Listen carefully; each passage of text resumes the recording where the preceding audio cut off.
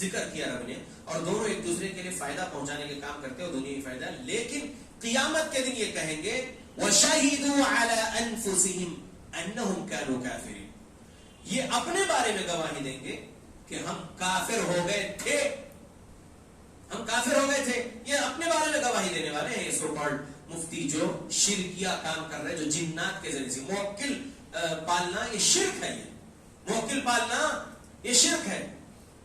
حقیقت میں موکل اس حضرت جی کے تابع نہیں ہے, بلکہ یہ اس کے تابع ہو چکا ہے. کیوں, کیسے؟ یہ اس کو دیکھ رہا ہے؟ نہیں دیکھ رہا ہے, لیکن وہ اس کو دیکھ رہا ہے, اور یہ اس کی عبادت کر رہا ہے. سورہ 6 آیت نمبر 100 کے مطابق وَجَعَلُوا لِلَّهِ شُرَكَاءَ الْجِنَّ, رب نے کہا. تو اللہ کے بندے سمجھو, یہ رب کی بات ہے. یہ کس کی بات ہے؟ یہ رب کی بات ہے. رب نے پول کھولا ہے یہ سو کالڈ مفتیوں کی, سو کالڈ مولویوں کی, سو کالڈ عاملوں کی, جو حقیقت میں کاہن بنے ہوئے یا جادوگر بنے ہوئے. ایسوں سے بچنا چاہیے. اب میں کئی ایسے تعویذ نکالا جس کے اندر سے 7 سوئی نکل رہی ہے. کیا بولے تو نہیں, سانس لے کر گئے تھے اولاد ہونے کے لیے علاج کروانے, اور وہ مفتی صاحب دیے. اب مفتی صاحب سے سوال ہے کہ بھائی یہ 7 سوئی تعویذ میں رکھنا اور کچھ لکھ کر گلے میں ٹنگا دے بولنا, تو سوئی پہننے سے کیا ہونے والا ہے؟ یہ کیا ہے؟ سوئی تو اسی کرلا میں نکالا تھا. یہ تو ماہی میں بہرحال کرلا میں نکالا تھا. اللہ کے بندو, اللہ سے ڈرو, اللہ سے ڈرو. یہ سب کیا ہے؟ رسول اللہ سکھایا ایسا. آپ اپنے آپ کو حنفی بول رہے تو ہم سے ملو, ہم سے سوال سنو پہلے. آپ حنفی نا, بتاؤ امام ابو حنیفہ نے ایسا بتایا کیا؟ نہیں نا. تو پھر کیوں ایسے حرکت؟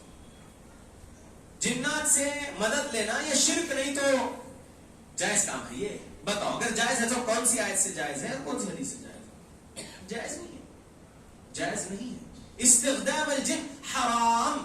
کئی علماء نے کہا, ٹائپ کر لو عربی سے استخدام الجن, ویڈیو سامنے ہے آپ کے. کئی علماء, کئی بڑے بڑے علماء سعودی عرب کے بول رکھے ہیں, ہندوستان کے بھی علماء بول رکھے ہیں. امام ابن تیمیہ رحمۃ اللہ علیہ نے بھی کہا تعامل مع الجن. ویڈیو امام البانی رحمہ اللہ کا یوٹیوب پر موجود ہے.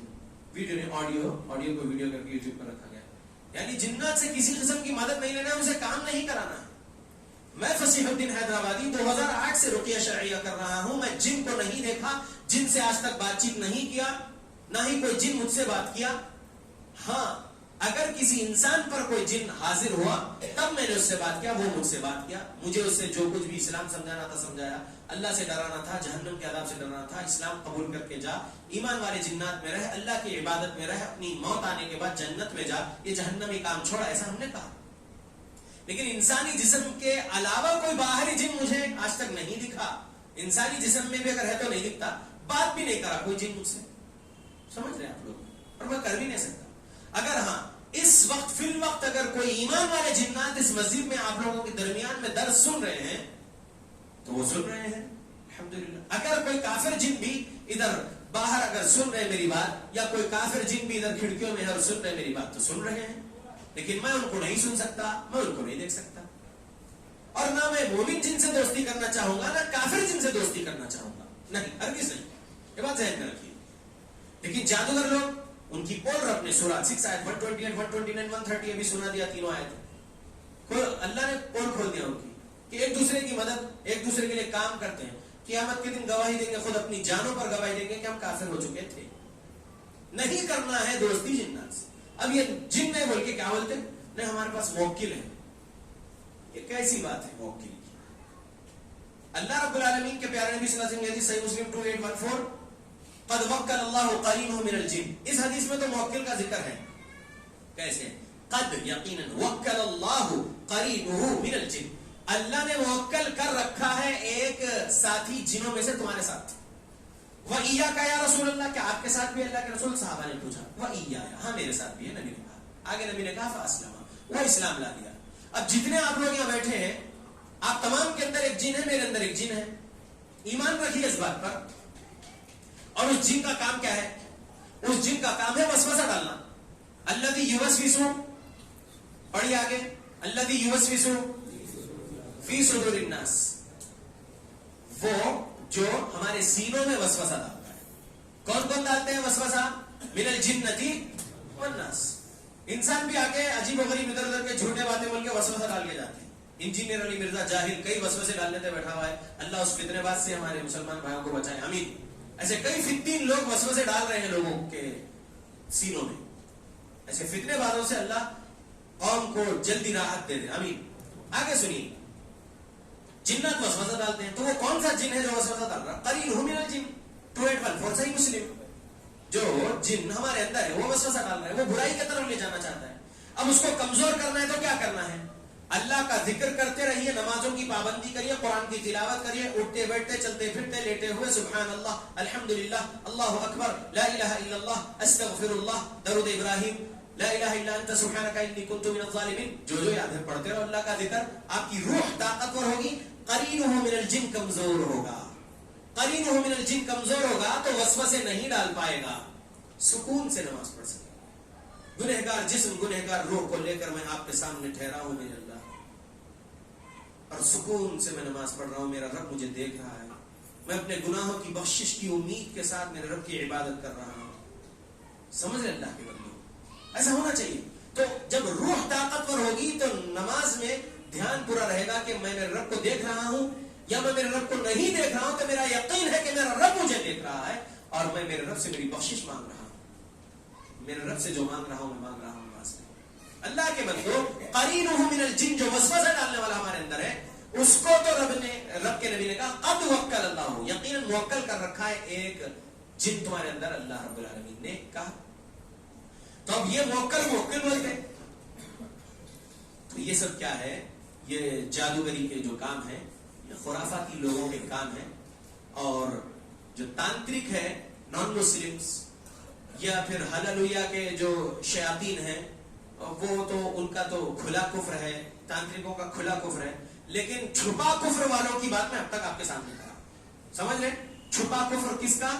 جو لوگوں میں مفتی صاحب کے نام سے مشہور ہے, جو لوگوں میں مولوی صاحب, علامہ صاحب, حافظ جی کے نام سے مشہور ہے. میں ان کے بارے میں بول رہا ہوں جو 23 گھنٹے پریدے کا کام کر رہے ہیں, اور یہ ماں کا نام پہلے پوچھتے ہیں پیشنٹ کے نام کے ساتھ. کیا نام؟ زید. اماں کا نام آمینہ. اچھا, کیوں پوچھا بھائی؟ والد کا نام کیوں نہیں پوچھا؟ والد کے نام سے جانے جاتی ہے نا اولاد, ماں کا نام کیوں پوچھا جا رہا ہے بھائی؟ جادوگری میں ماں کا نام چلتا ہے. ریزن, ایک آدمی کے 4 بیویاں ہو سکتی ہیں, ایک شخص ایک ہی باپ سے ہے, ٹھیک ہے, اور وہ شخص اسی ایک ماں سے ہے, لیکن ایک آدمی کے 4 بیویوں سے 4 الگ الگ اولادیں ہیں. تو پہچان کے طور پر باپ کا نام تو ایک ہے, لیکن ماں کی رحم الگ ہے, ماں کی رحم الگ ہے. تو رحم کا تعلق ہے اس لڑکے سے یا اس لڑکی سے, اس لیے پیشنٹ کے نام کے ساتھ ماں کا نام پوچھتے ہیں. سمجھ رہے اللہ کے مطلب, یہ سمجھو. تو جو حضرت جی, جو حافظ جی, جو مولوی صاحب, جو علامہ صاحب سو کالڈ, وہ اگر یہ بول رہے ہیں کہ اعوذ باللہ من الشیطان الرجیم, آپ کا نام کیا, آپ کی امی کا نام کیا, فوراً اٹھ جانا, اگلے سیکنڈ اٹھ جانا.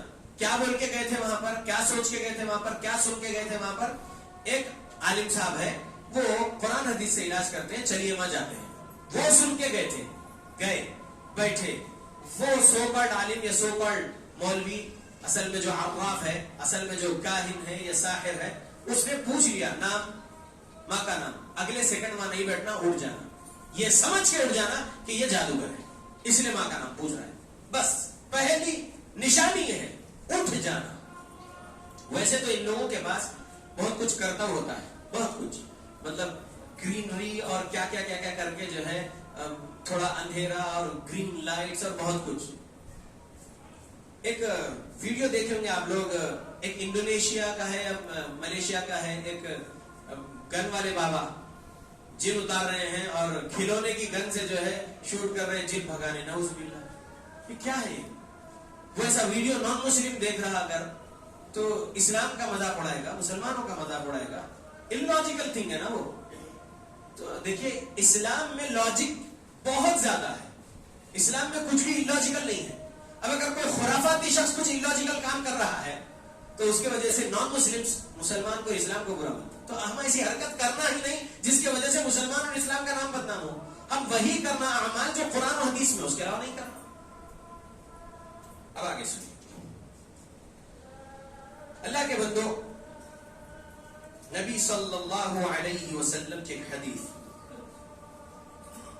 سنن ابو داؤد میں رقیہ کے بارے میں، اور رقیہ سے پہلے یہ حدیث سناؤں گا بول کے سٹارٹنگ میں بولا تھا، سن لیجیے. عن زید بن خالد الجهني انه قال صلى لنا رسول الله صلى الله عليه وسلم صلاة الصبح بالحديبية في إثر سماء كانت من الليل، فلما انصرف أقبل على الناس فقال هل تدرون ماذا قال ربكم؟ هل تدرون ماذا قال ربكم؟ قالوا الله ورسوله أعلم. قال أصبح من عبادي مؤمن بي وكافر، فأما من قال مطرنا بفضل الله وبرحمته فذلك مؤمن بي كافر بالكواكب، وأما من قال مطرنا بالنوع كذا وكذا فذلك كافر بي مؤمن بالكواكب. زید بن خالد الجہنی رضی اللہ عنہ سے روایت کردہ حدیث، محمد رسول اللہ صلی اللہ علیہ وسلم کے ساتھ ہم نے نماز پڑھے. وہ کہہ رہے ہیں ایک فجر کی نماز پڑھے، اس رات کے بعد فجر کی نماز پڑھے جس رات میں بارش ہوئی تھی. حدیبیہ میں ہم نے یہ نماز پڑھی. پیارے نبی نماز پڑھانے کے بعد لوگوں کی طرف پلٹ کے بیٹھے اور سوال کرے پیارے نبی صلی اللہ علیہ وسلم کہ کیا تم جانتے ہو کہ تمہارے رب نے کیا کہا ہے؟ تو صحابہ نے کہا اللہ اور اس کے رسول ہی زیادہ جانتے ہیں. تو پیارے نبی صلی اللہ علیہ وسلم نے کہا کہ اللہ نے کہا. اب حدیث میں آگے بات اللہ کی ہے تو یہ حدیث قدسی ہو جاتی ہے. جہاں پر اللہ کی بات حدیث میں آ گئی وہ حدیث قدسی ہو جاتی ہے. اللہ نے کہا کہ میرے بندوں میں سے کچھ نے آج مومن ہو کر صبح کی اور کچھ نے کافر ہو کر صبح کی. جس نے یہ کہا کہ بارش اللہ کے فضل اور اس کے رحمت سے ہوئی وہ میرے اوپر ایمان رکھنے والا ہوا، اور جس نے ایسے کہا کہ بارش ستاروں کے وجہ سے ہوئی وہ میرا منکر ہوا. اللہ کے بندو، اس حدیث سے سبق کیا ملا؟ نبی نے کہا یہ اللہ نے کہا، تو جس نے کہا میرے وجہ سے، میری رحمت اور میرے فضل سے بارش ہوئی وہ میرے اوپر ایمان رکھنے والا ہو اور ستاروں کا انکار کرنے والا ہو. اور جس نے ایسے کہا کہ یہ بارش ستاروں کے وجہ سے ہوئی تو وہ ستاروں پر ایمان رکھنے والا ہوا اور میرا انکاری ہوا. مطلب یہ ہے کہ کفر کرنے والی بات ہے کہانت. اور یہ علم نجوم کا، ایسٹرالوجی کا ایک مسئلہ ہے. جو لوگ کہتے ہیں کہ ستاروں کی وجہ سے لوگوں کے حالات میں تبدیلی آ سکتی ہے، یہ سب غلط ہے. اللہ کے بندو، یہ سب غلط ہے. یہ ایسٹرالوجی والے لوگوں کو ایمرلڈز یا روبی یا نیلم یا مونگا وغیرہ پہنانے کی کوشش کرتے ہیں اور بولتے ہیں کہ تم فلاں دن فلاں پہننا اور فلاں مہینے میں فلاں پہننا، فلاں جو ہے چاندی میں پہننا اور تو فلاں سونے میں پہننا، اس طریقے سے کہتے ہیں. اور یہ نان مسلمز کے یہ حرکتوں کو کچھ مسلمان اپنائے ہوئے ہیں. پتھر یا کوئی دن یا کوئی مہینہ یا کسی ستارے کا یا کسی سورج گرہن یا چاند گرہن کی وجہ سے لوگوں کی تقدیریں بدلے گی، نعوذ باللہ. نہیں. اللہ کے بندو، سورہ 25 آیت نمبر 2 اللہ نے کہا اللہ رب العالمین نے ہر چیز کو پیدا کیا اور اللہ رب العالمین نے ہر چیز کی تقدیر مقرر کر دیا. اللہ رب العالمین نے ہر چیز کو پیدا کیا اور تقدیر کو مقرر کر دیا اللہ نے. تو کوئی ستارہ ہماری تقدیر نہیں بدل سکتا. کچھ لوگ بولتے ہیں ان کے ستارے کمزور ہیں. سنے ہوں گے آپ لوگ، مجھے امید ہے ان کے ستارے کمزور ہیں، ان کا ستارہ تھوڑا اچھا ہے، ان کے ستارے گردش میں ہیں. سنے ایسے جملے ان کے ستارے گردش میں ہیں. اللہ کے بندے ایسا کہنا کفر ہے. نبی کی حدیث سے معلوم ہو رہا ہے، سنن ابو داؤد حدیث نمبر 3906. نہیں بولنا ہے. جس نے کہا بارش ستاروں کی وجہ سے ہوئی اس نے کافر ہو کر صبح کی. نبی نے رب کی بات سنائے ہیں تو ہم ایسے جملے نہیں نکالنا.